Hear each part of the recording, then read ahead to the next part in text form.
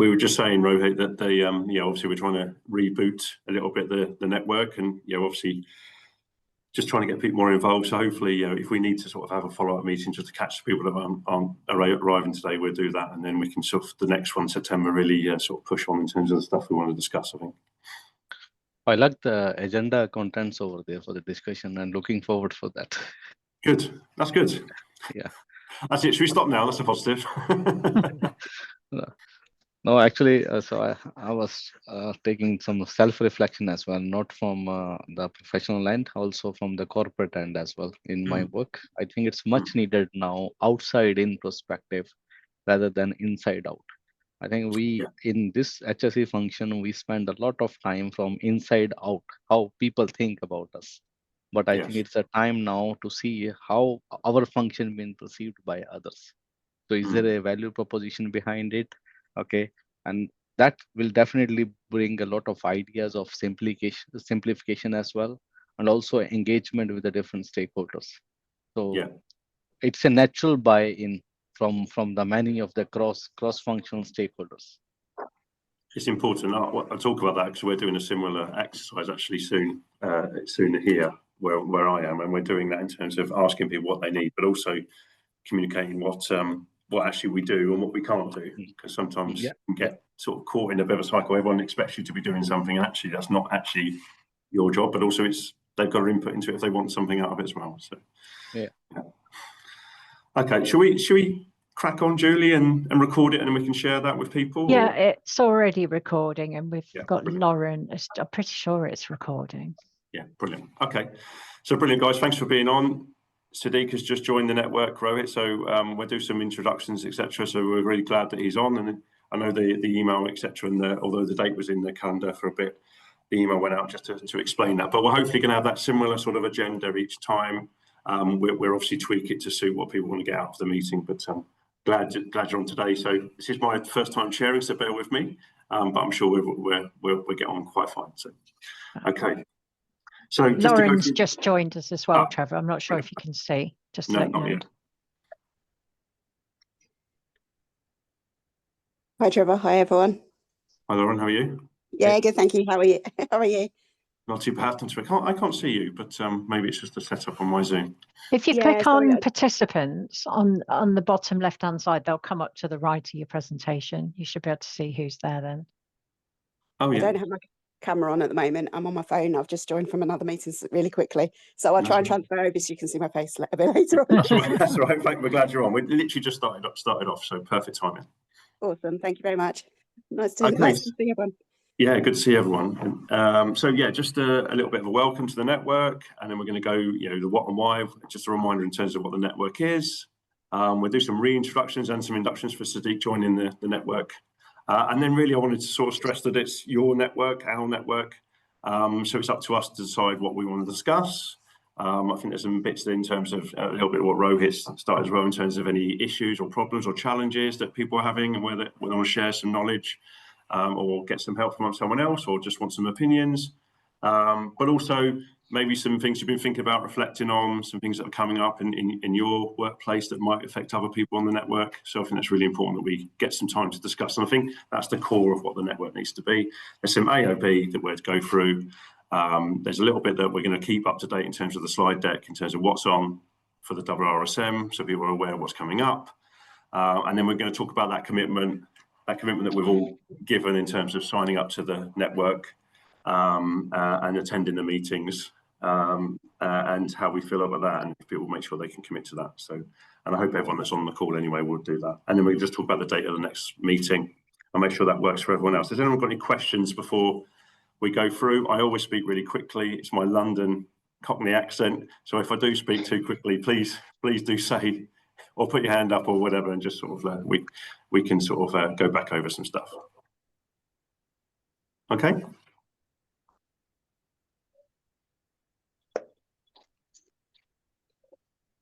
So the what and the why. So the Emerging Risk Leaders Network is a global initiative by International Institute of Risk and Safety Management aimed at nurturing the next generation of risk professionals. So that's obviously what the network's about. And we want to bring together the aspiring risk leaders of now and hopefully the future to build connections share some knowledge and boost our career growth. And that's, I'm sure, are key things that you want to be engaged in terms of why you're in part of the network. And we want to strengthen that professional development on a global stage. So the network, Julie's been going for about 2 or 3 years now. We've had different sort of iterations and groups and projects that come out of that. And that's really encouraged our diversity of thought, bringing together our sort of risk professionals from different sectors, regions, the global structure and risk backgrounds, etc., which I think has really been useful for me personally. And that's why I'm really keen to be involved still and be the chair of the group. And we want to sort of align with that broader evolution in risk management. So thinking beyond the frameworks, the way we work at the moment, and always focusing on the proactive and trying to be agile. So basically get the ideas from around the world, from other professionals, and sort of develop to help personally develop, but also help develop the whole profession. So hopefully that's why we're engaged, that's why we're involved. If we could just go around the group, just do some introductions. I'll start with myself. So my name's Trevor Bamber. I've been involved in the Emerging Risk Leaders Network from the start. I work for a company called Power Systems UK Limited, and we are a HV electrical company. We do all the cabling and substation construction in HV electricals, renewables in the UK. And I'm the chair of the Emerging Risk Leaders Network now, and I want to be involved because I want to develop my professional development myself. I want to learn from you guys. I've got my own challenges in terms of my role, but I'm really passionate about health and safety and the network and being involved in the RSM. So I hope that gives you a little brief introduction into what I'm about. Sadiq, you're new to the group. Do you want to start and just give us a little bit of a quick introduction? Hi, everyone. Can you hear me? Yeah. Yes. Hi, everyone. My name is Sadiq Kadiri. I work as a health, safety, and environment officer. I have mainly been involved in ensuring safety and managing risks, both rural and high-risk environments. I joined the network because I am passionate about learning, growing, and also connecting with people who genuinely care about making a difference in how we approach risks. I am glad to be here and looking forward to learning from you all and contributing where I can. Yeah. Brilliant. Welcome, Sadiq. Brilliant. Rohit, do you want to give us a bit of an introduction again? Yeah. Hey everyone, Rohit Sharma. So I'm based in Dubai. I'm heading health and safety and sustainability function for ABP, okay, which is well-known power and automation company. So I'm taking care of one of ABB's vertical business, process industry. I'm responsible for that business, which mainly cover diverse industry. So Trevor, my background also from power system. Okay, so I was handling the grid and all in the past, but now I'm mainly focusing on the private industry like mining, metals, pulp and paper, food, beverage, data center. So this comes under my professional profile to manage health and safety as well as sustainability for this business. So the network been really beneficial for me. Okay, to meet the same-minded people as well and also understand the challenges. Okay. From the different industry, and over the time even I'm bringing back to the table as well. Okay, so many times we see risk differently being a health and safety professional, but once we are sitting in a boardroom, okay, risk is risk for them. Okay, either it is a risk of this for how they consider risk is the business continuity. And that is one of the area maybe we have to emerge ourselves as well to look like as a risk leader, not only the health and safety risk leader. Okay, because our geography, our context of understanding risk is different. And if we can link those risk definition with the business continuity and the dollar value, I think you will be the most respected person in the boardroom. Okay, because end of the day, you are building a trust and transparency of the within the organization as well, and you are also helping them what is the right way to do the business. Okay. So this is for me, and I are always keen to learn from other companies as well, how they do and how we can benchmark ourselves and how we can do better. And this is always the right platform where we hear a different feedback and different voices over. Brilliant, Ray. That's some great stuff in there. And we'll get onto those discussions in terms of those challenges and some ideas in terms of what we want this network to talk about. So that's brilliant. Lauren, are you still on? Yeah, I can give a little introduction. So yeah, my name's Lauren. I've been in this group for maybe about 3 years, so really interested in sort of the career pathways in risk, I would say. I work for for Oxford Biomedica, which is a cell and gene therapy manufacturing company. So I've always been involved in sort of managing the biological risk in the company, but I'm sort of now moving more towards doing a lot more in the organizational risk management space and business continuity planning for the company. So really interested in the broader aspect of risk. And this is why I've joined the IIRSM, because I feel that this sort of like looks more into sort of like the broader aspect rather than just purely health and safety management, which is sort of what I fell into, but I've definitely broadened out now. Brilliant. Thanks, Lauren. Julie, did you want to do a quick intro for yourself as we're rebooting? Yeah, some of you I know and some of you I don't. I'm Lauren's on my Southeast Committee, and I know Trevor from previous projects. So I'm Julie Littlejohns, I'm the Networks Manager. So I've been with IIRSM for 3 years, but worked with health and safety risk volunteers for about 15 years now. So I've got quite a long history in working with volunteers. So I look after all the community. So I manage the branches, UK and international, and I also support the emerging risk leaders, which is why I'm here today, and the ambassadors group as well. So that's me. Brilliant, thank you. Okay, it's great. So it's already we've got a nice, small group on, and there's other people in part of the network have given their apologies, but already we've got a great spread of people, and that's what this network's about. It's really important we've got that spread of people, spread of experience, different stages of our careers, also different parts of the world. So it's ideal for the network. So share your what. So what we want to discuss today and what the part of the reboot is to give the opportunity to you guys when you're joining the meeting to talk about the challenges and the support, maybe that reflection that Rohit sort of talked about early on, in terms of what you're facing, that we can discuss and provide advice on. There might be someone on the network that has some advice or has that experience, but also might be able to just think through the problem or the challenge or the positives. I don't think it needs to be just all negatives, those positives, those successes that you've had.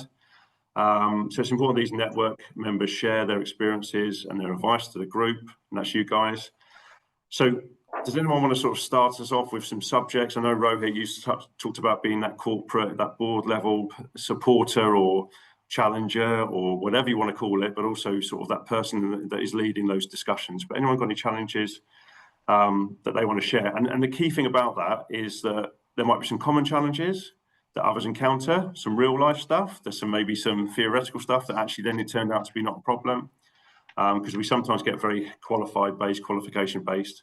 And do you think they affect the wider profession? Where's that shared? Maybe just that acknowledgement on this call, really, that other people are having the same problem where you might think it's just you that are having that issue or that challenge. And we want to get really those discussions working in these first early meetings. And then really at the end, I'll think about if there's anything that the groups feel strongly about, saying that would be really useful to go further on, more detailed, dig deeper, that everyone will get benefit from, that we might want to do a project or a bit more discussion, a standalone webinar about it, an article in the Sentinel, maybe something shared on the website or our Emerging Risk Leaders group. So, I mean, Rohit, are you happy to start in terms of that discussion piece that you started from being on the board, or are you happy to throw a few things that I've written down? So no, I can just share it over here actually. Yeah. Okay, so I'm ready to lead a conversation over here. So we have a management review. Okay, we have every year twice management review where it's a health and safety and sustainability review, but we end up with a dialogue actually. Okay, so it's not like a formal review because we have a pre-read, but we want to have a conversation with the leaders on the topic. So we have some incident, and I was asking to them actually that one question I asked to the whole group, okay, that do you think that paper-based safety approach can prevent a similar happening again? Okay, so today we all drive a risk assessment is one of the topic more from a process-oriented perspective. Okay, we and in it end up as a rule-based safety. Okay, not a value-based safety. Yeah. So we try to connect the dots together. That can firstly we were discussing about that incident where once we go deeper and deeper, that will end up at the location level implementation or like location level improvement. But we as a global operation responsible, we are doing a similar kind of activity in 30-40 countries. How we can plug this to the organization level? This was a challenge or icebreaker was given to everyone. Okay. And then finally, we all agree, okay, after that conversation, that today maybe we are overstressing operations with health and safety requirement. Okay. Which Right. means risk assessment today comes in a picture 90% of our conversation at the actual operations. Okay. While every circumstances is different, every activity is different, and even though the scope is different, maybe one person is doing the same job, maybe 5 people are doing the same job, maybe a full team is doing the same job, but being HSE professional or being a management responsible for those operation, we all have a pre-assumed mindset that risk assessment will save someone's life. Yeah. Okay. And I was like facilitating this conversation to let everyone come out. Okay, what is your perception about the risk maturity today? And finally, we all agree that if I'm a responsible person for a leader to take care about my people, not by words in a real life or by actions, then I think I have to spend more time on the day one when business opportunity comes to my table. Okay, that should we go for this business or we should not go for this business, and that time we have to spend productive time to design a operational strategy. Okay, so Right. we should have a more open risk conversation at that time. Okay, because end of the day, it's not, and because once we go for an investigation, we have our internal process. We don't look in a health and safety manners. Okay, in that failure, we also see organization factors with a broader lens. Either we have a profitability in that project, we have adequate number of resources, how the customer behavior was there, how we have experience with the same customer in other places, but ultimately we concluded that somebody has cut the corner in the decision making, not in the Right. operations. Mhm. Okay. And then this was a big learning has come up from that conversation. This says today maybe our ratio is 10 to 90, which means when the business discussion comes, we spend only 10%, okay, on the risk dialogues, 90% on actual operations, where we end up with the firefighting mode as well, many places. Yeah. Okay. So, This is so do you think there's an over reliance on the people. you win a project and you just think, well, the ops team are experienced, they're going to just get on with it, and they've got a risk assessment The that gets them challenge out of comes, trouble. Trevor. The challenge comes to us actually that we have a 40 operational geographies Mm. where we agreed that one shoe is not going to fit to all. Yeah. Okay. So if you're working in a UK environment, okay, you have a full support of regulation, you have a maturity of your customers as well. But in our boardroom, we show a full maturity, full commitment, or let's go in this way. But reality is somehow different. In India, in Africa, in South America, in South Asia, everywhere we have a different challenges now.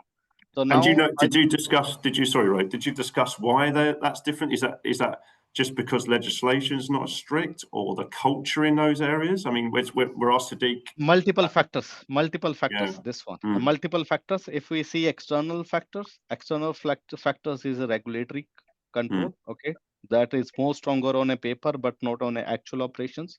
Okay, that also goes in the flow, also in the customer maturity as well. Okay, customer want to sign on every terms and condition, but there's no assurance on the ground.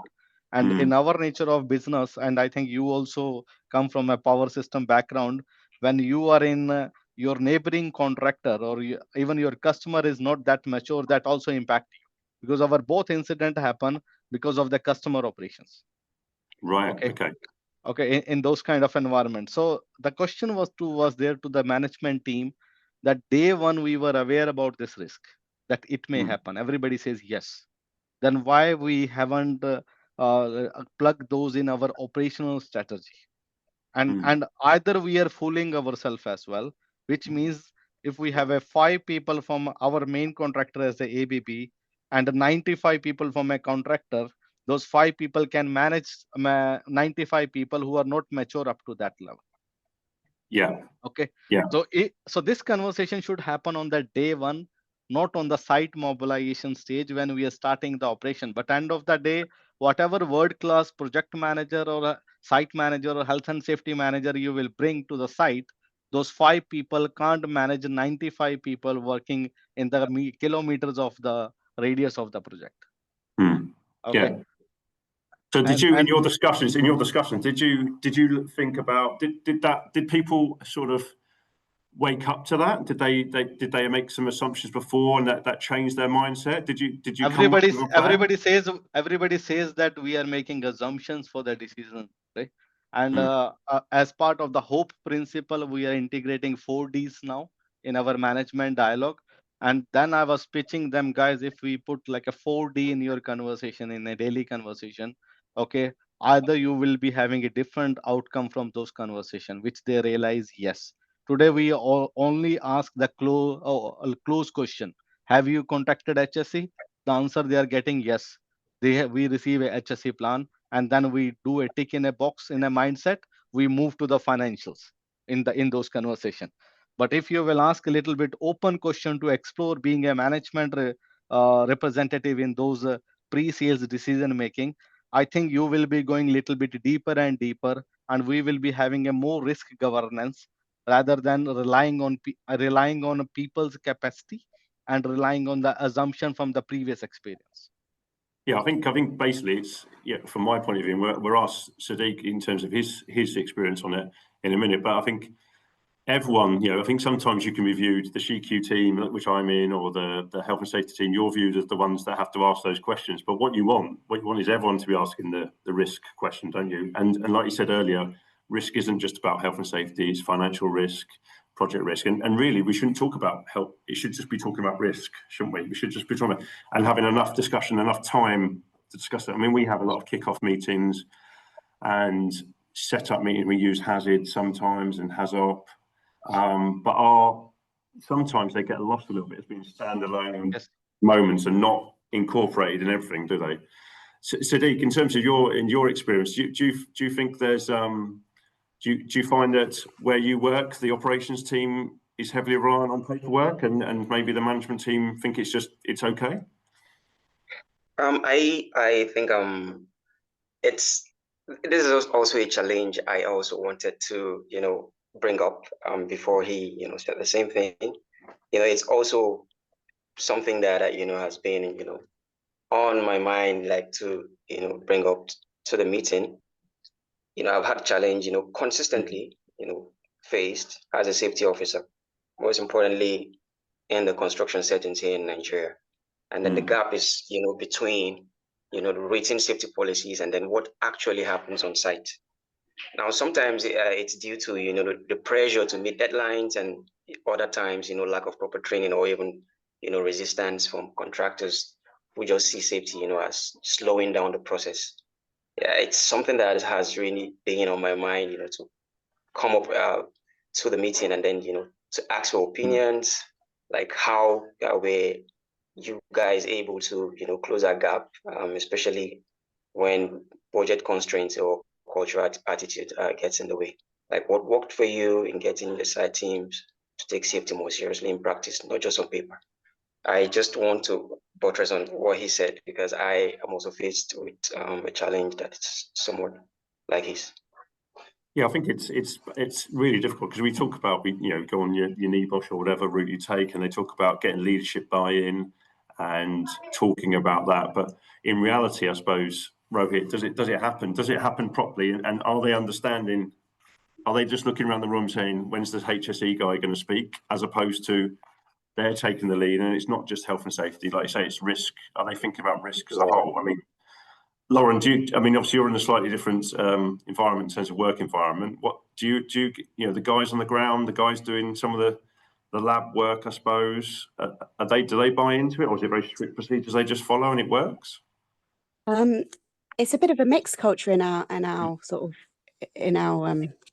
industry. I think, like, on the research side, they're a lot more kind of like just go for the project without even thinking about anything. But I think there's a bit more thought that goes on when it gets transferred into sort of the manufacturing, and it's a bit more highly regulated. I think I wanted to pick out a little bit about what Rohit was saying about the kind of like thinking about it in a project introduction phase, because I'm sort of like working on a project at the moment where we're working with our global teams to develop you know, all the things that we need to think about at that project introduction process, so that nothing gets missed. I mean, previously, exactly like Rohit, it was all just kind of like brought in at the last minute. The teams had to go ahead with the project, so we had to find workarounds and things like that later on down the line. Whereas now we are thinking about it much more upfront, as you said about HAZOPs and things like that. We're putting those processes into place so that the quality risk and the health and safety risk and all the other risks are thought about upfront, and I think that's really important.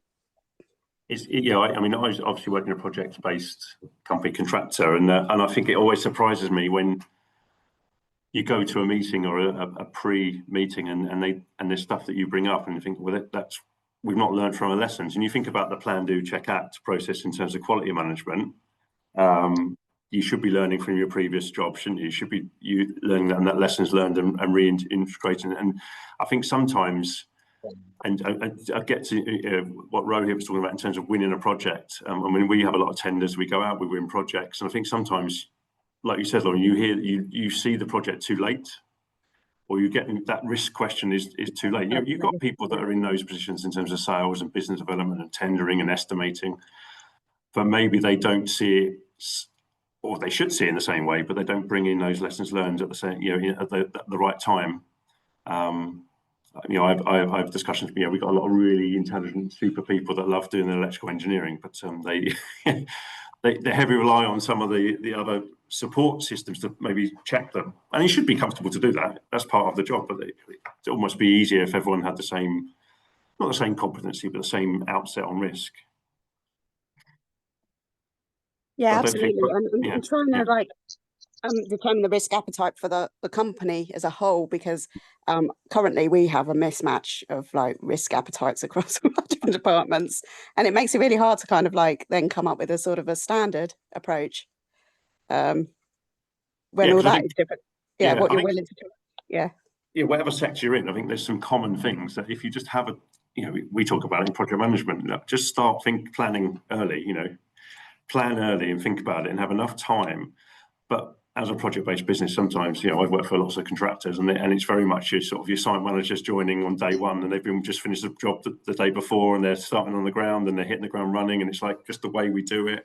And maybe some of those discussions haven't been had. Like Rohit was saying, you sort of end up speaking about stuff that could have been learned from or implemented, and it's hard to. I mean, do you guys? I work in quality as well. Do you guys get involved in that risk register and that management review process, all of you, or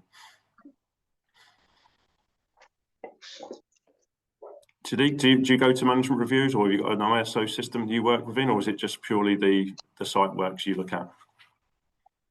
Yeah, site work and risk assessment, all of it. Yeah. Lauren, are you involved in the sort of the management review phase of sort of the system you use, or? The health and safety system, our health and safety and quality sit separately. Right. But yes, for the health and safety system, yes, we don't have any ISO standard. We align to the ISO standards. We don't have ISO certification or anything like that. So we're a bit immature, I guess, in that respect. But I do get involved with our risk management sits with the finance team.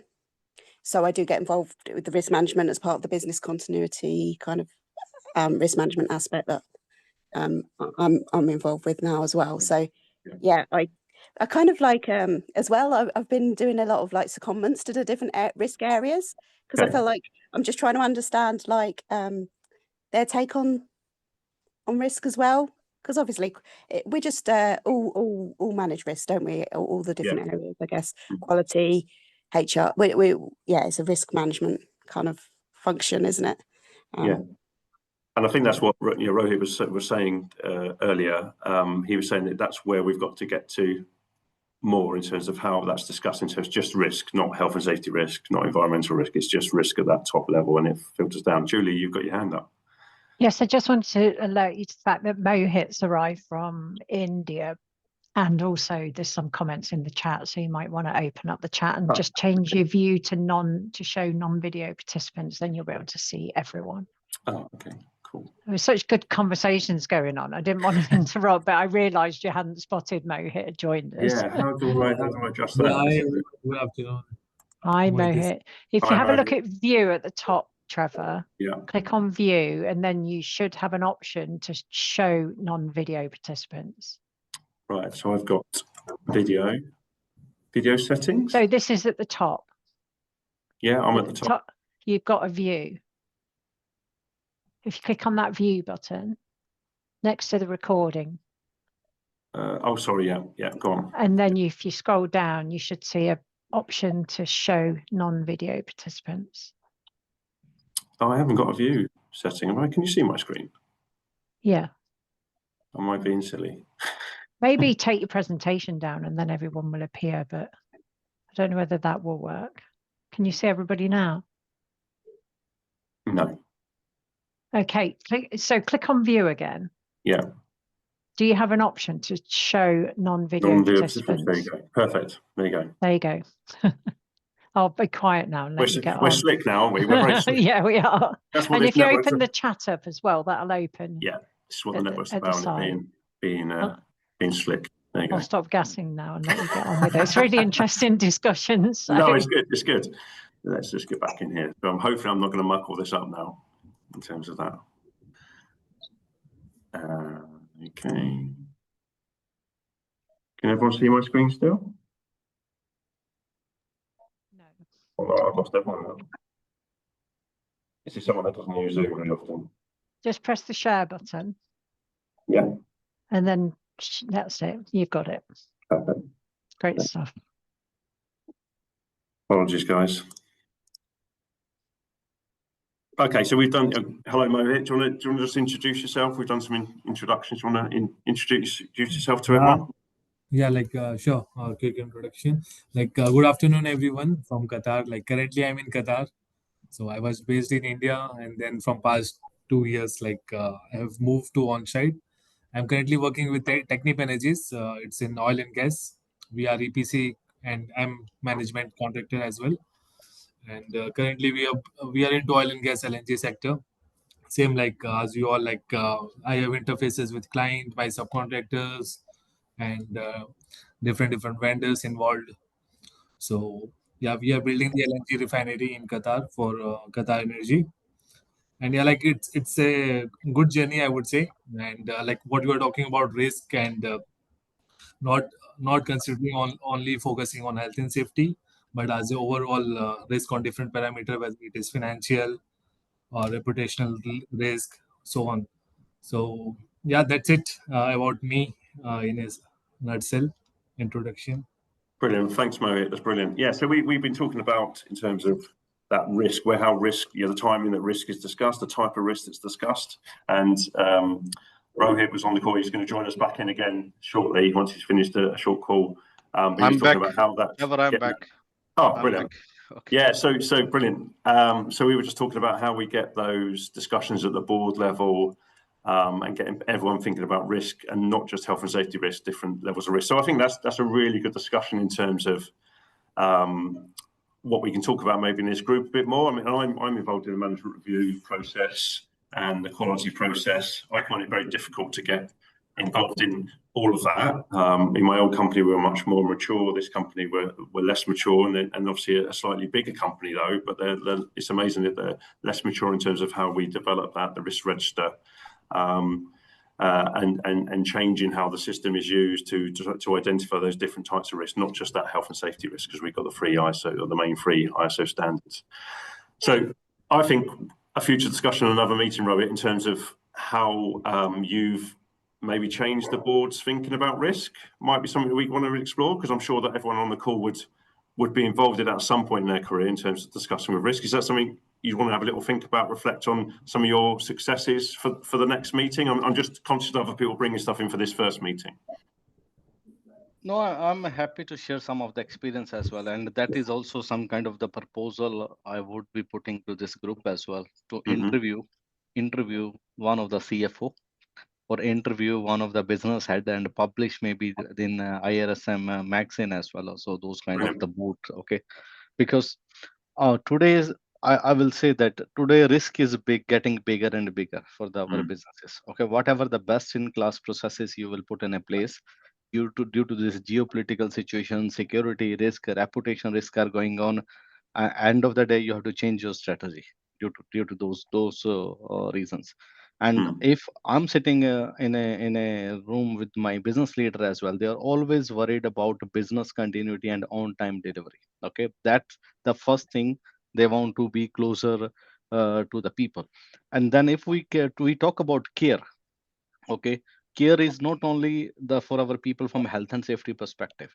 They want to make the people more to feel comfortable, then only they can give the 100% to the customer. Okay, that's the way we drive the care value in the leadership discussion as well, that either our people are really happy to do the job. Okay, if they're not, if they are not happy, end of the day they are not going to deliver, and we will be having an impact either with the customer reputation, delay as well, and also taking some kind of unnecessary scope in their pocket, which to make the customer happy or make the local people happy over there, which can turn as a commercial, contractual, even a health and safety risk for us. Okay, so in that manner, if you see, starting from the risk management, somehow they also lead to make a close relationship with the people who are on the ground. Okay, so in our terminology or our process, we have a dialogues like a sustainability observation tour, which is initially it was a KPI to have a dialogue between the managers and the local operation.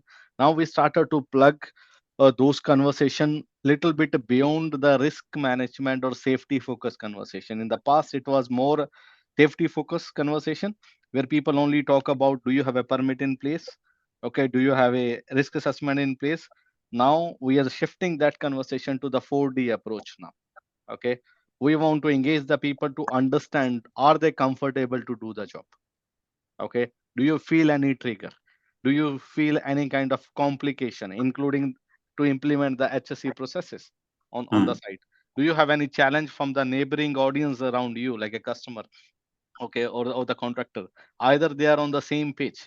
So if they pick some kind of trigger, then I think it is in the hand of the management to fix those challenges, because the operative in the customer premises, they can't fight with the customer. Okay, they meant to be there to finish the job within the agreed schedule with the customer. 1 week, 1 day, okay, or 3 weeks, whatever you agree. Their aim is to fix the job, okay, and get out from that job. But in those conversations, that give us a realistic picture what is happening on the front line. Okay, what kind of circumstances they've been. Either their camp is okay, either the customer is having one of the trigger we pick all the time, the permit to work. We have to fulfill the PTW requirement of our customer. And in electrical permits, you can't take a risk because there's no replay. Okay. So many places, the customer issue that permit sitting in their office, which is against the principle. But that is again end up trigger us the maturity of that customer. And then if we pick those kind of triggers, even in the management conversation, then we draw the line for the risk. Okay, then we say, no, you are not going to agree with the customer on this permit. We will apply our own permit. Also, we will apply our double LOTO on top of the customer system as well. So this kind of negotiation only management can do, but the person on the field, they can't do. Because so this kind of risk maturity has we have built up engaging the leaders in early conversation. Today, I can see over the time this maturity is there. They don't need any HSE professional advice to initiate such kind of conversations. So I suppose it's talking about everyone's has some ownership of the process, but it's understanding which part of the process you own. So you touched on a little bit in terms of what support. So the person on the ground needs that support from above him in terms of it's not just his problem. Someone else is going to support them when those scenarios occur, when maybe the client's putting some pressure on. But understanding that it's for a risk management piece, not just because someone needs a bit of help. It's understanding where their role sits in the process, isn't it? And I think you touched on a little bit in terms of that pressure, that well-being piece about how are people feeling. And one of my subjects I'd like to talk about is about well-being. in terms of the health and safety professional, but you could stretch that out in terms of the operatives on the ground. I mean, I'd be interested if we discuss this more at another meeting, right, in terms of those observation pieces that people have been picking up in terms of the data you're getting and what you're going to use that for. I think that'd be useful for everyone, because what you're asking the people to report on and how they're feeling and what the pinch points are and what scope they're being asked to follow is important, I think, for everyone on this call. I think here the key is that, okay, the risk topic should be an open conversation topic. Okay, there should be a two-way conversation on this, because how you will see risk and how I will see risk, it is totally different. Yeah. Okay, so what we are driving it down the line today, even starting from the boardroom up to the project level organization, okay, have a conversation on any activity. We also change the mindset of our people. No more generic risk assessment. It should be activity-based risk assessment. So which means, this is our scope. We are going to do. Pull your team on a table. Have a conversation. How all 5 or 6 see the things differently, and capture their feedback. You will be having controls by default, because now you are exchanging a 5 or 6 people experience to do that job in a safer manner, rather than one of the HSE professional who don't know even electricity, okay, is going to build a risk assessment for you. That was our old trend, actually, how we were living. And even it was the expectation of the organization, because everybody think HSE professional are subject matter expert, but you can't be a subject matter expert for every industry. So this I think today's our role as a health and safety or risk professional to be the initiator of this kind of conversation. You have to facilitate this kind of conversation. Then only you can pull everyone on the same page of the risk management. Do everybody see the risk in the same way, how you perceive or how you want to drive the risk management processes? That's the challenge somehow we face even in our professional around us as well, actually, because of the soft skills. These are the soft skills. Yeah. So Lauren, in your work, do you get together with other department heads or people and discuss risk? Yeah, quite a bit actually. We have like a lot of so I lead a team where we try and carry out risk assessments across departments, which is really challenging, as you can tell. Everyone's got a different risk appetite. Trying to come to a consensus on what control measures people want to put in place, should put in place, what their risk appetite is. They're really interesting conversations, and it does give people different perspectives on different people's perspectives. I think, I've enjoyed doing it, but it's a lot longer and a lot slower process. Yeah, and I think I was going to say coming that to some kind of consensus is really, really difficult.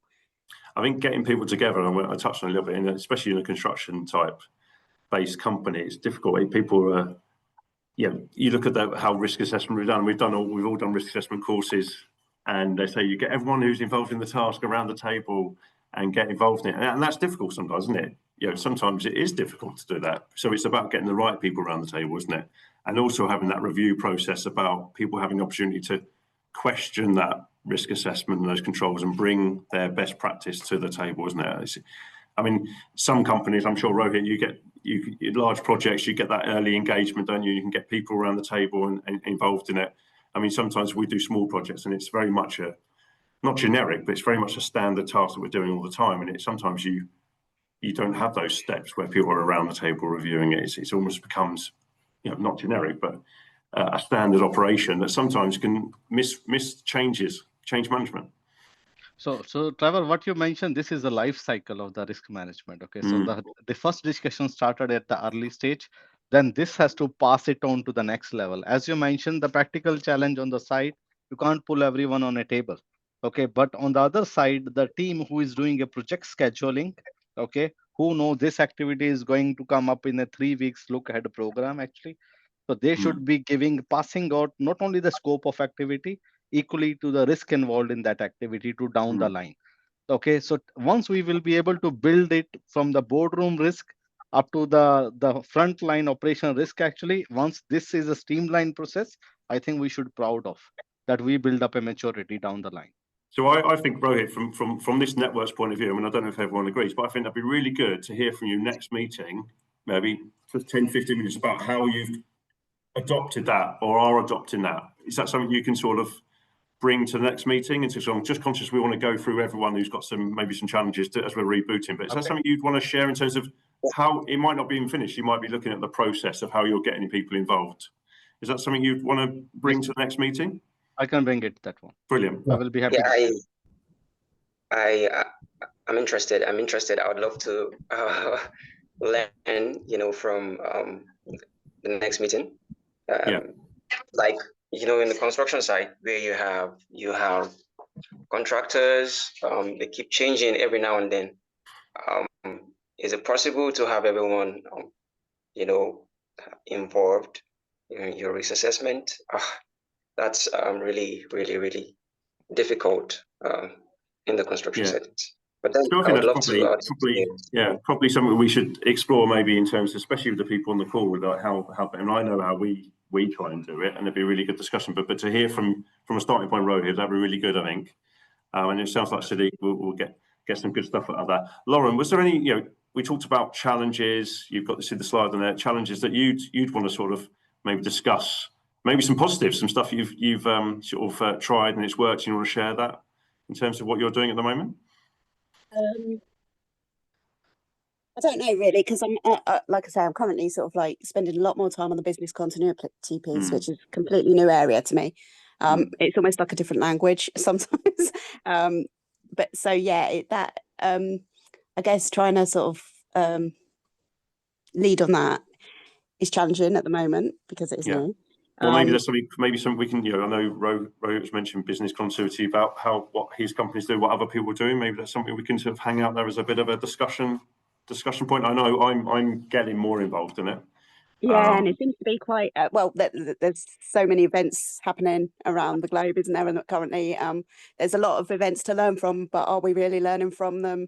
Are we implementing anything that from the outcomes of these events? And I think yes, those learning from those events and understanding how those events affect your part of the business. And I think it dovetails quite nicely in terms of what Rohit and what we discussed early on is about everyone being a risk professional, but there's different types of risk.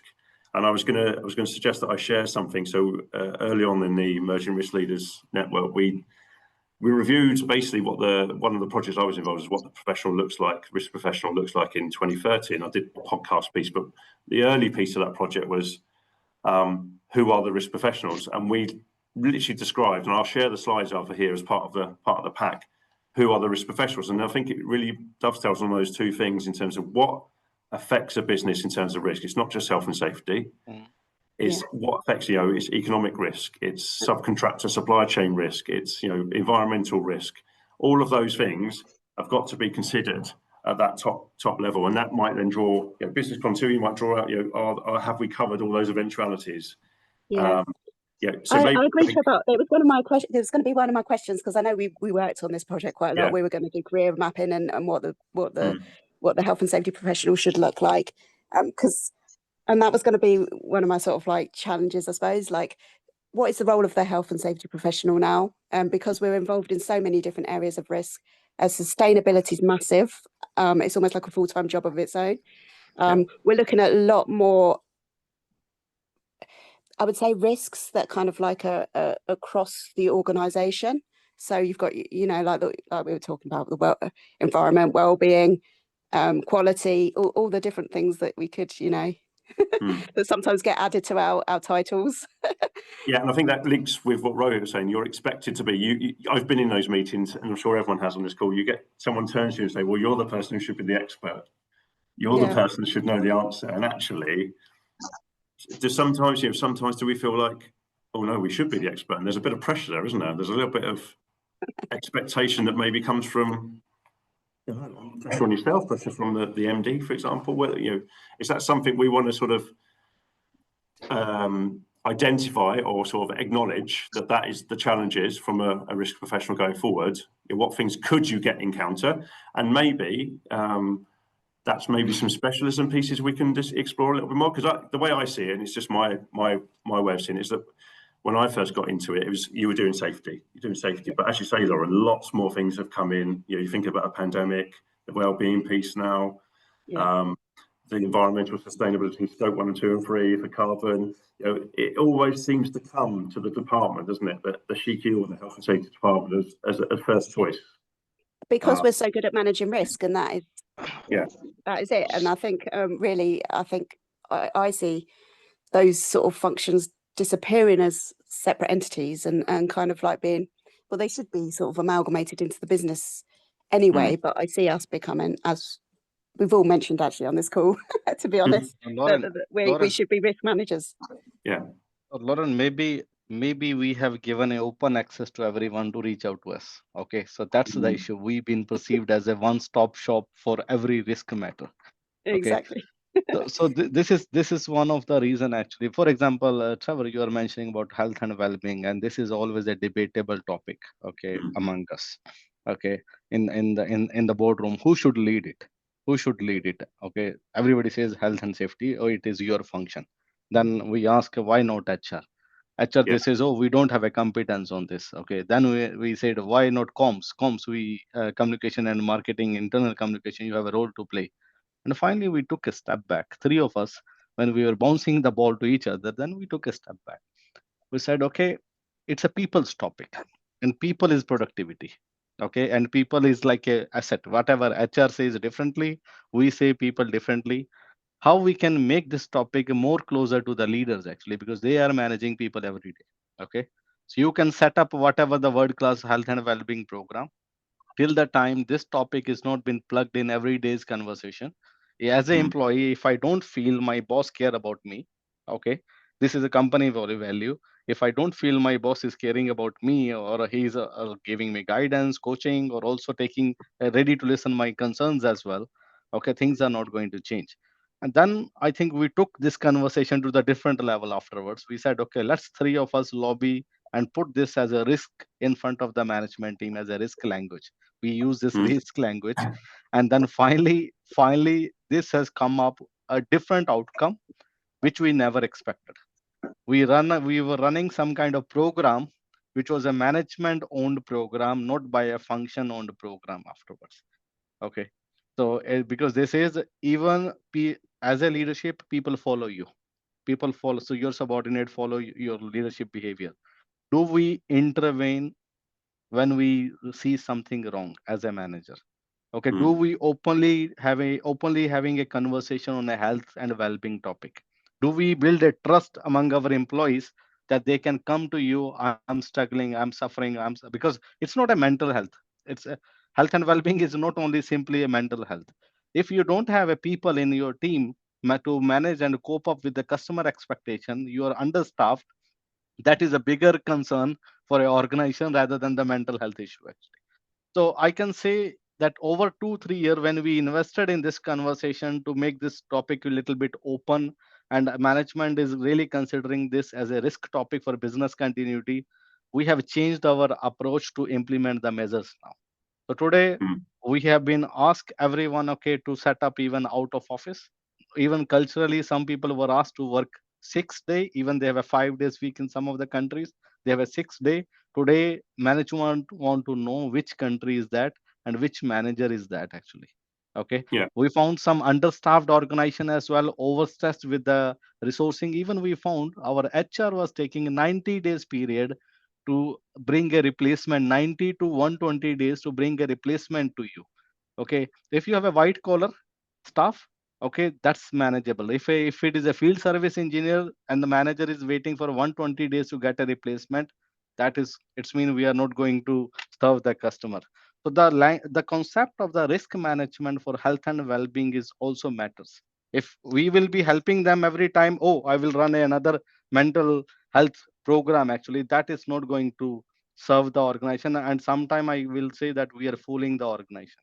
I think it's I think that well-being piece is about, the pinch points we talk about a lot. The pinch points, where the pressure is, what is causing that well-being piece. There's outside of work as well, but what's causing those pinch points? And like you say, right, it comes back to that: how you plan, how you arrange your resources, how you manage the risk. We're back to that, aren't we? And it's obviously that's what we're going to talk about: how you manage that risk and create those pinch points. Sadiq, in terms of well-being, is that talked about a lot in Nigeria in terms of people working on site and how they're feeling, how that affects their risk management, their choices? Oh, you're on mute.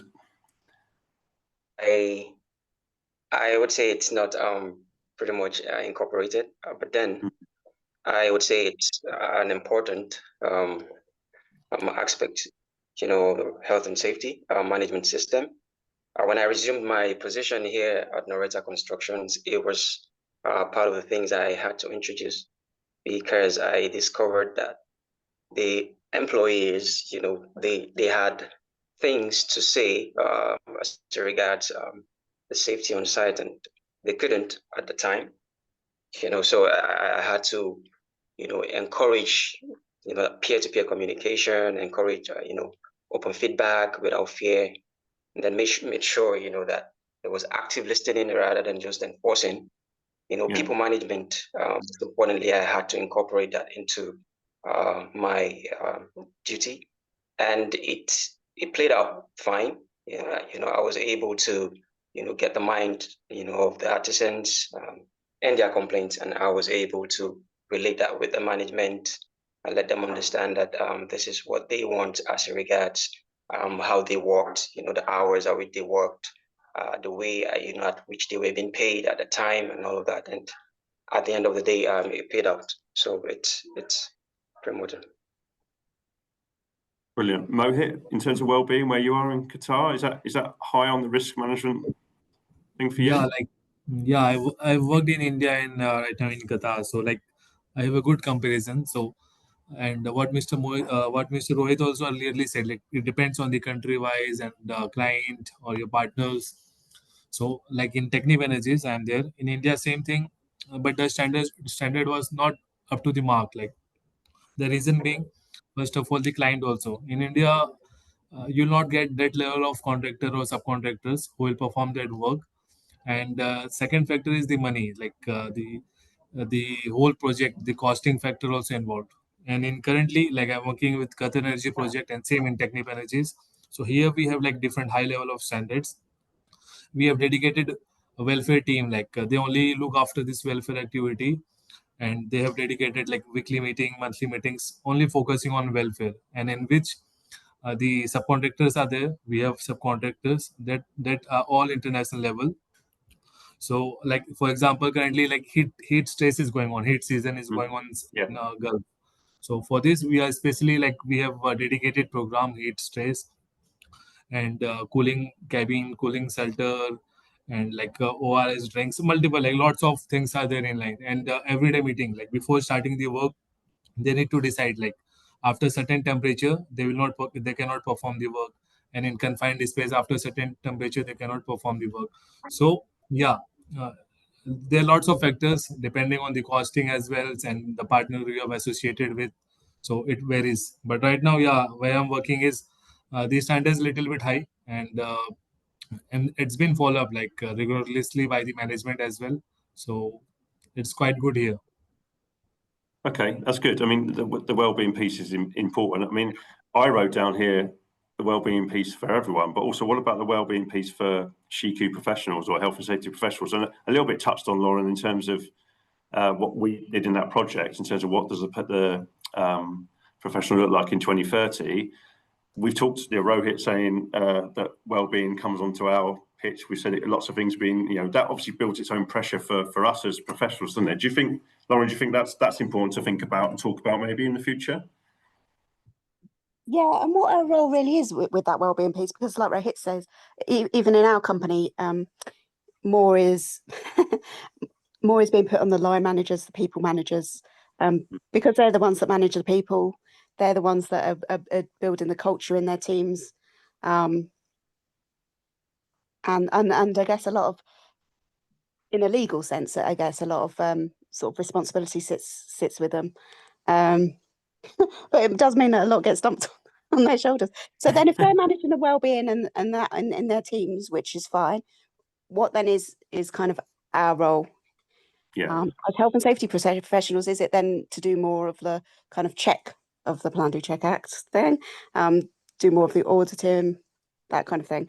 Yeah, the occupational health piece as well, you know, the referring. Yeah. And again, like that kind of manages itself through the line management, making referrals and that kind of thing. So again, it's sort of our role is changing, because I think we're starting to see that these different risk functions, our organisational operational risks, should sit with the people who are managing the operations. Yeah, and I suppose it depends on the size of the company and the way I suppose the history of the company, the culture of the company, and how it develops. Because you might get buy-in. You talked a little bit about being on the board, but at any level, you start pushing back on stuff as a professional, or you know, or why isn't it your job, Mr. Health and Safety Manager, Mrs. Health and Safety Manager, or whatever?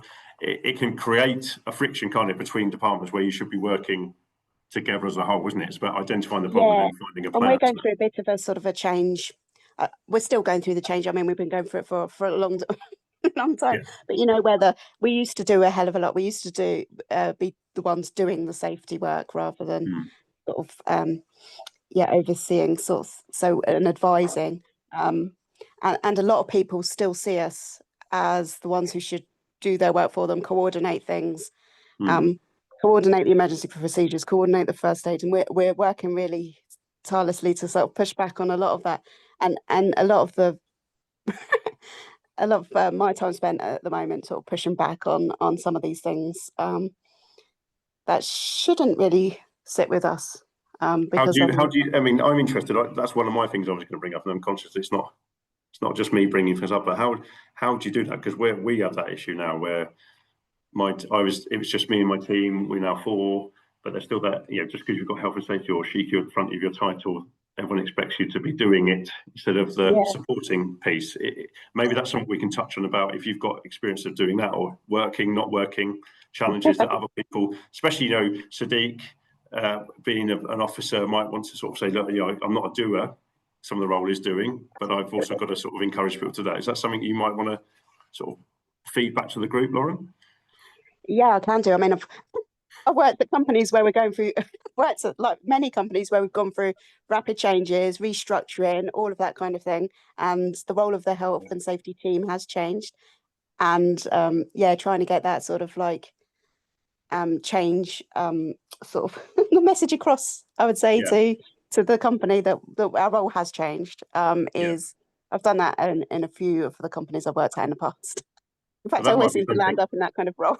I'm interested in that myself, so that might be something a subject, because part of this meeting today is to sort of maybe have a chat what people want, what our needs are on the network, and something that we feel might be interesting to others outside the network that might want to join the network or might want to use the resources that we create. So I think that might be something, but obviously at the end we'll have a little bit of a wrap up and think about those things in terms of whether we want to pursue some things. But I think that's quite a good one in terms of, especially what I'm going through in terms of the way the company's expanding massively quickly, great sector to work in, but it's like, how much can you give, and how much do other people need to feed into, and that accountability piece is quite important, because it's a bit like Rohit, and we talked about in terms of people understanding the different bits of risk that feed into a project or a process or a business, and how that works best in a business.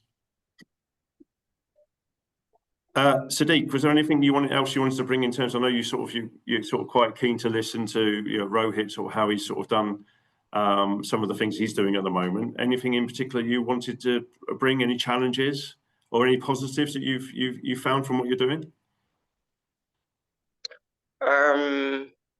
Actually, over time, I kind of like discovered that working with the construction settings, it's been a little bit more tedious as compared to industrial settings. And I don't know, it makes me feel like I wouldn't want to work with the construction settings as a safety personnel anymore, because they have, should I say, managerial commitment and leadership is somewhat very low, and it's really mind draining. And I wouldn't want to be associated anymore. I just want to go back to, you know, the industrial settings where I, you know, started my career, and I feel like it's a more organized culture. They are passionate about, you know, safety and doing things right, and this is what any HSC person looks for in a company when you're working. When they support you with your role, it goes a long way. So I think it's important. That's important, and that's why I touched on it. We talked about well-being, and we automatically went, and I think that's the nature of a health and safety professional. We automatically went about thinking about others, don't we? And it links into people giving us work to do, Lauren, doesn't it?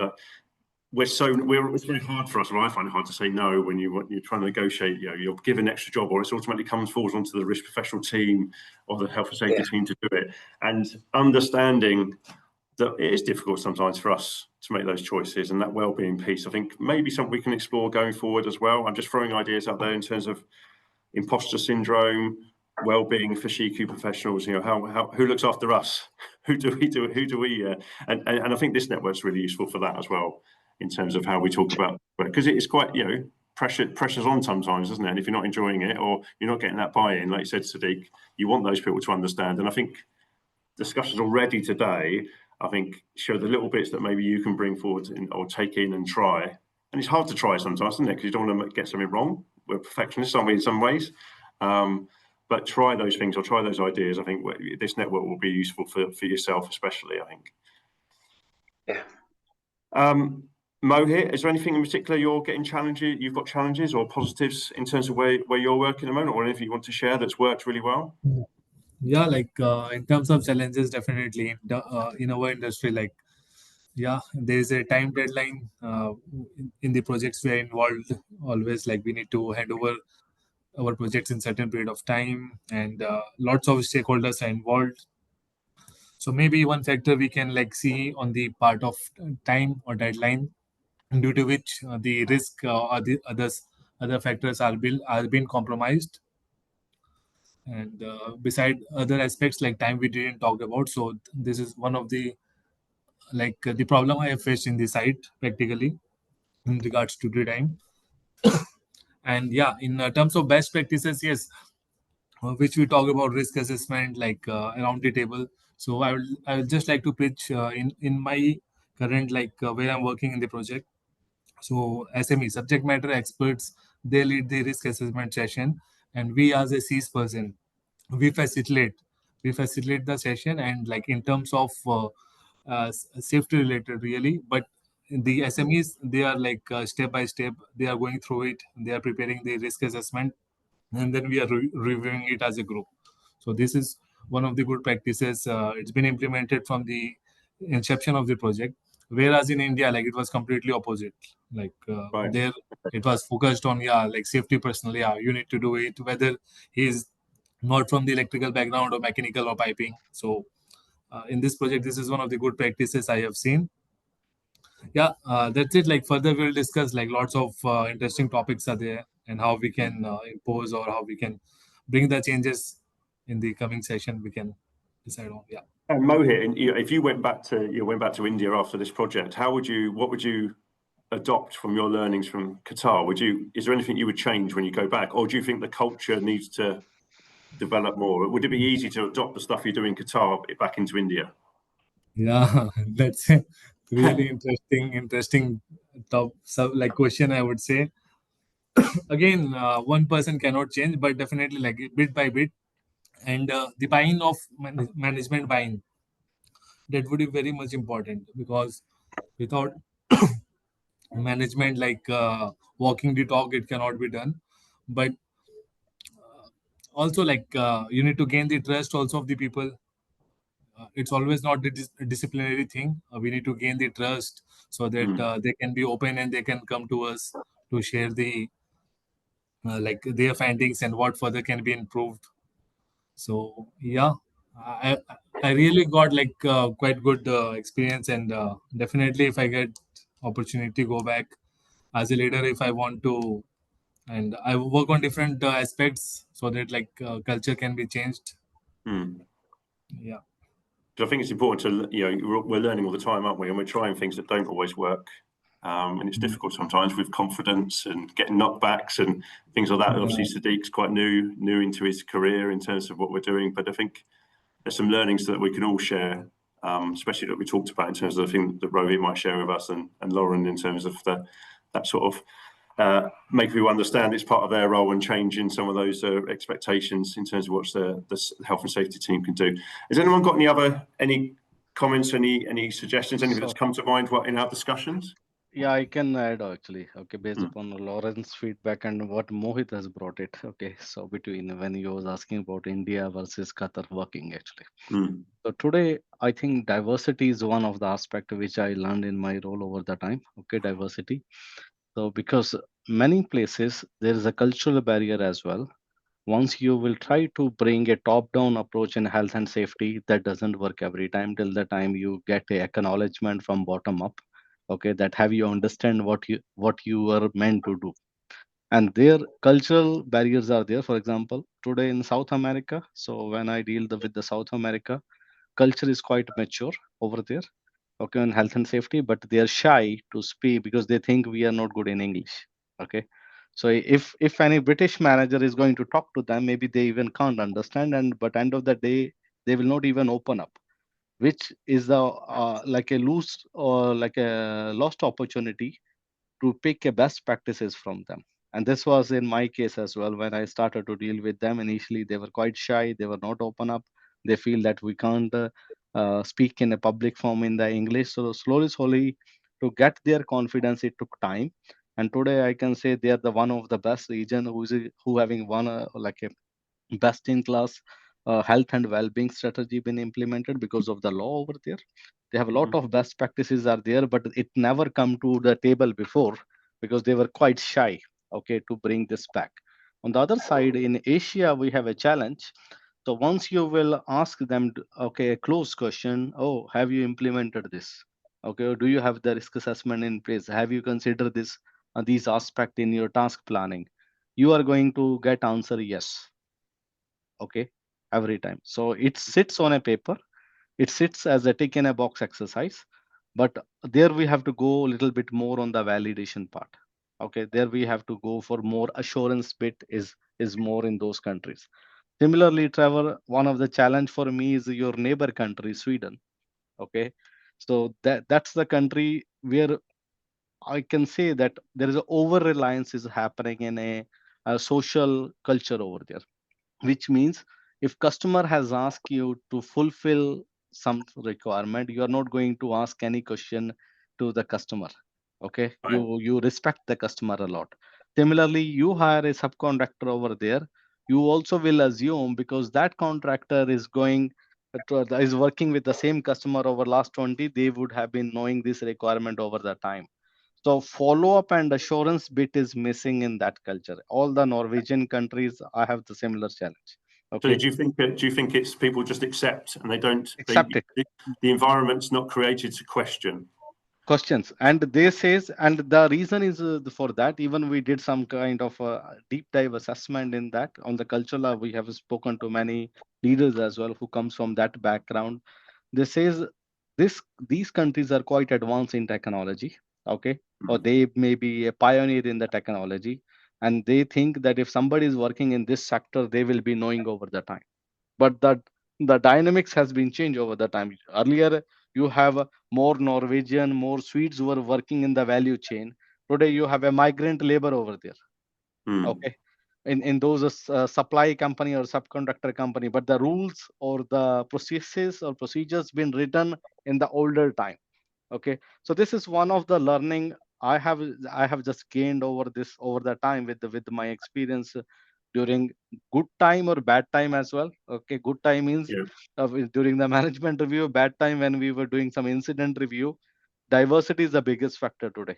So basically, we talked about uh, the health and safety professional. We need to be cultural experts as well. You think of multicultural. Risk maturity. I think you Yeah. should be able to assess the risk maturity differently because you can't apply one scale fit to everywhere.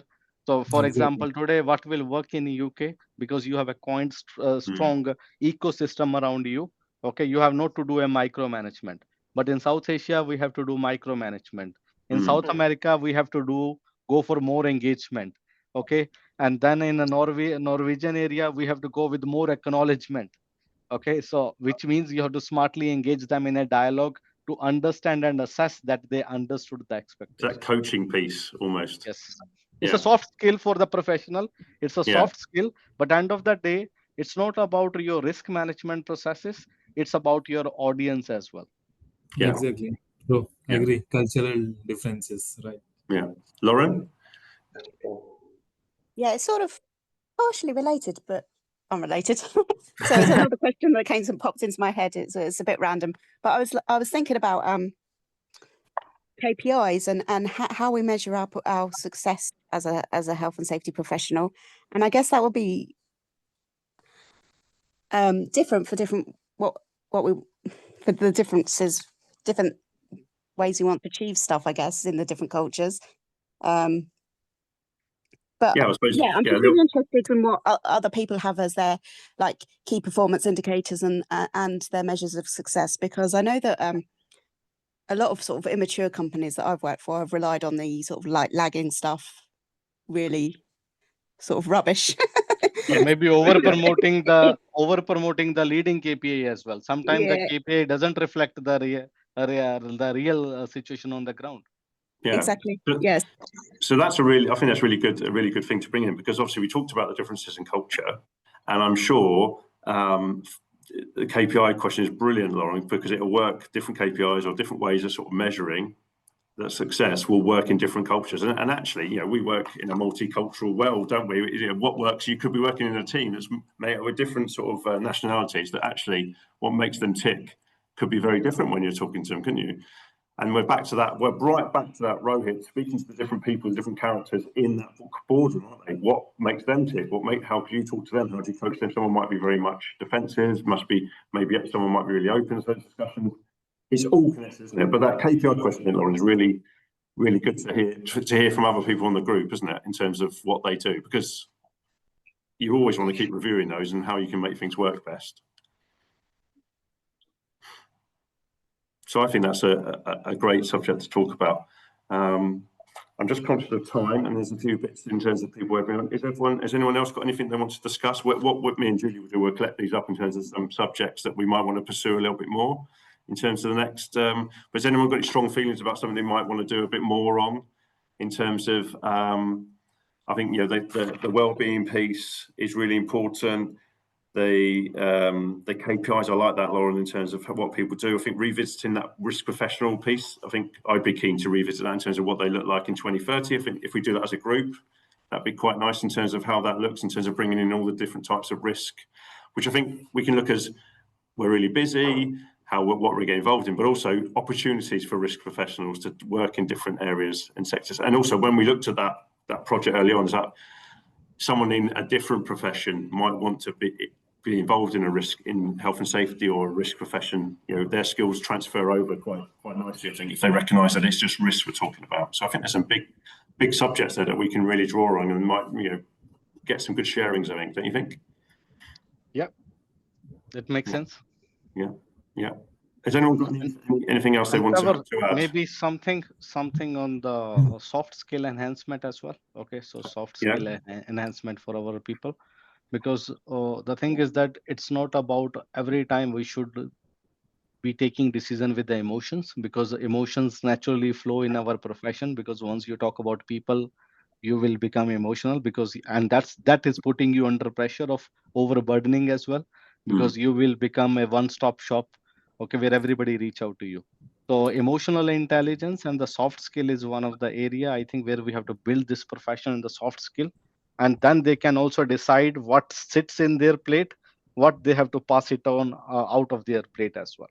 Because I think it's linked to that resilience, isn't it, as well? Resilience of being resilient as well. And due to this soft skill lacking, they are unable sometimes to engage the cross-functionally, the other people as well. They can't pull, for example, health topic I have mentioned. Health, one HSE professional in any company, they can't build up the health strategy, because everything is linked with the decision making within the organization. But ultimately, you have to sell this topic to the other function. Okay, there you need some soft skills on that.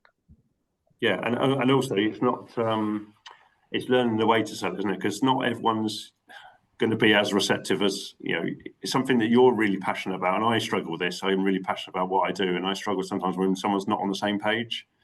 And I find that very difficult. And I'll be very honest, in our discussions, very difficult to try and get the buy-in. Sometimes if you're not getting, you don't feel like you're getting anywhere. And it can be quite frustrating, can't it, you're trying to sell something, but maybe you need to reflect. And actually, maybe you can't, some people aren't going to change, are they? You need to just... But that will affect your resilience, actually. That will affect your resilience end of the day. Because if you don't like what you are doing, ultimately it is additional stress on your plate. Plus, on the top of that, you have to handle 100 tasks in parallel. And you can't be a Superman for everything. Exactly. Yeah. We're all super people, really, aren't we? That's what people think, which is good. I'm really enjoying the conversation, guys. I'm conscious of time, and everyone's the time we got. I was just going to go through the rest of the slides, unless anyone's got some real pressing stuff to want to discuss. I think that's been really good discussion. Don't you think? Yeah, I think what we do, we'll tidy up the notes and we'll sort of put some little actions together and share that with you after, and say, does anyone, agree, disagree with those sort of key subject points that we'll bring on to the next meeting, and anything else that we want to bring on. So I'm just going to move the slides on, if that's okay.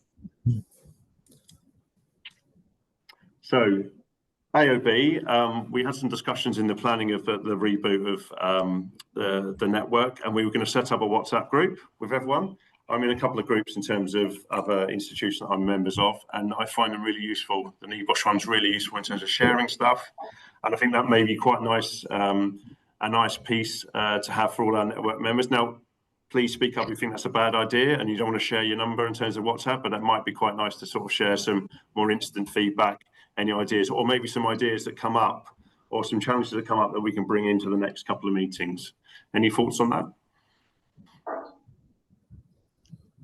Yeah, that can be, like, for me, it's not a problem, like in WhatsApp group.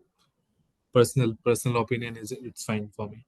Yeah, maybe we see how it works. I mean, we're all busy. So it's not about being on there and messaging everyone at all times. But like in groups, generally, I've seen, like, after a certain period of time, it gets dead. Like, nobody, it is not been engaging. Yeah, so we need to see that how it can be maintained.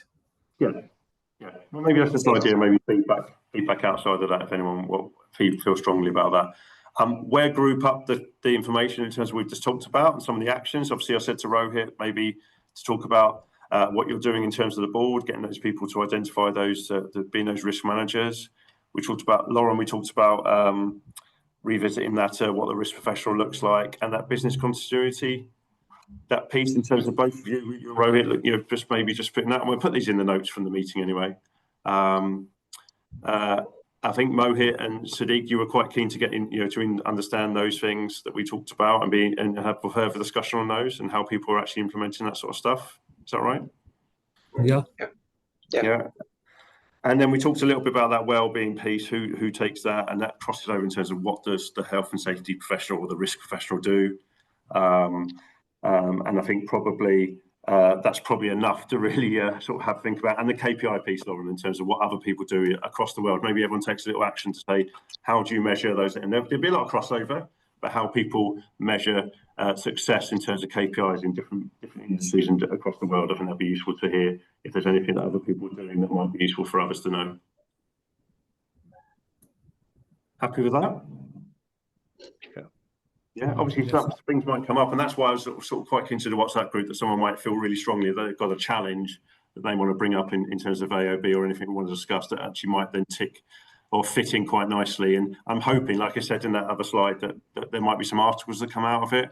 I can see the KPI piece and also that risk professional piece, and also the buy-in for the risk professionals in terms of the board, Rohit. Definitely an article or something that we can do for Sentinel out of that, I think, if we discuss that next time, in terms of what that looks like and how that's worked for you.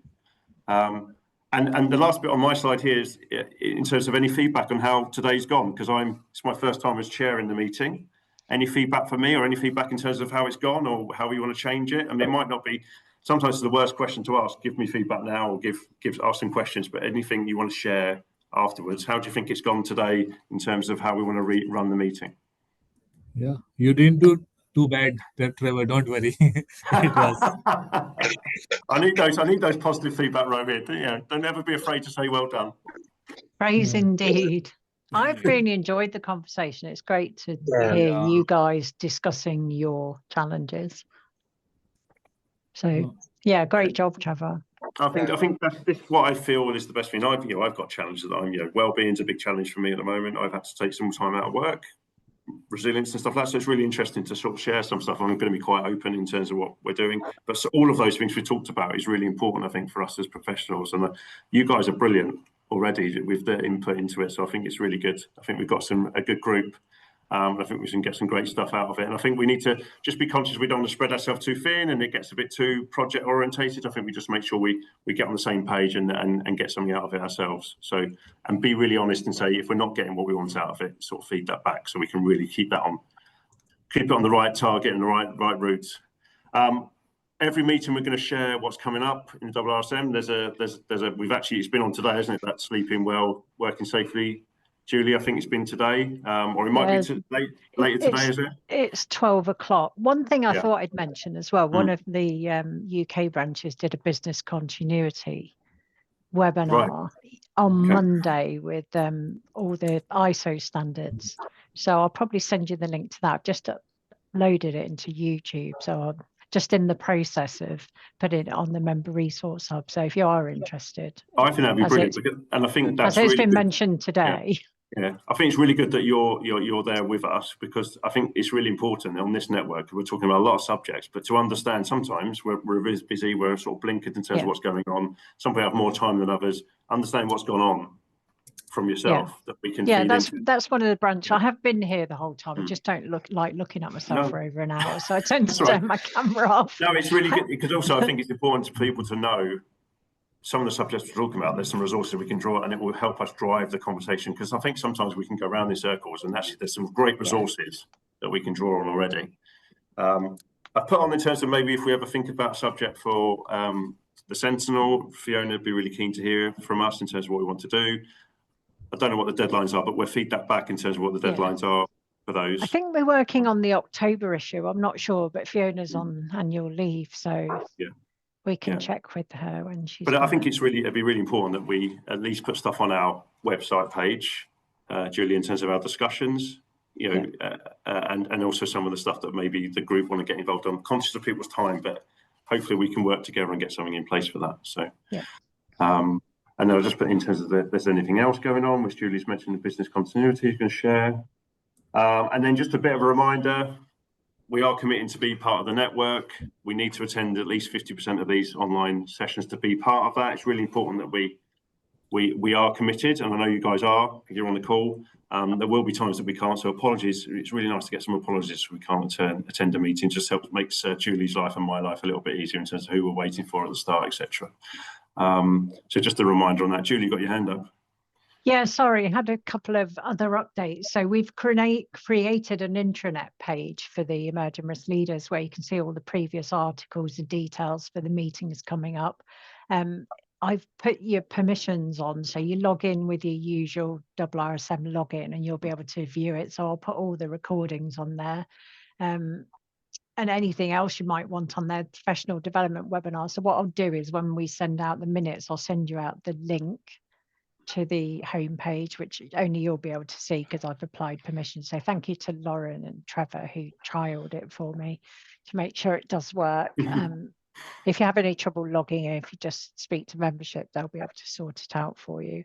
And also for those who are probably UK based, because it'd be very expensive, we've got the President's reception on the 25th of September. So if you've had an invite and you're intending going, it'd be great if you could respond as soon as possible. That would be awesome. And that's it from me. Thank you.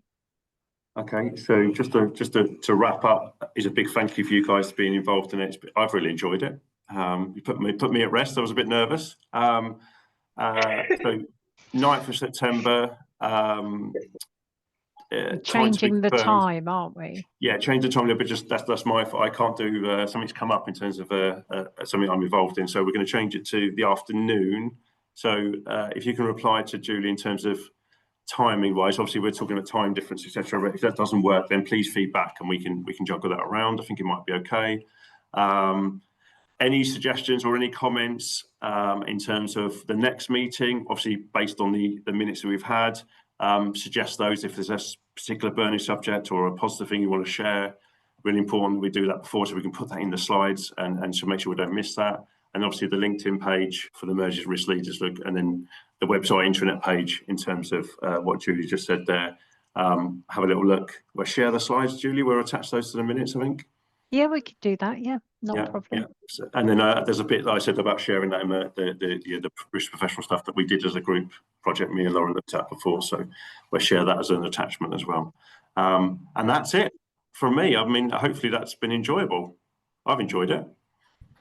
Yeah, it was engaging. Great. Yeah, it was engaging. Thank you, Trevor. Brilliant. No, thank you for your time, guys. Obviously, this is your meeting. Like I said at the start, if it doesn't work for you, this discussion piece, if I'm talking too much, if I'm interrupting, etc., I'm passionate about what we're doing. Really important that we get engaged. But it's obviously you guys' feedback in terms of what the meeting evolves into, if it evolves from what we're doing at the moment. So, all right.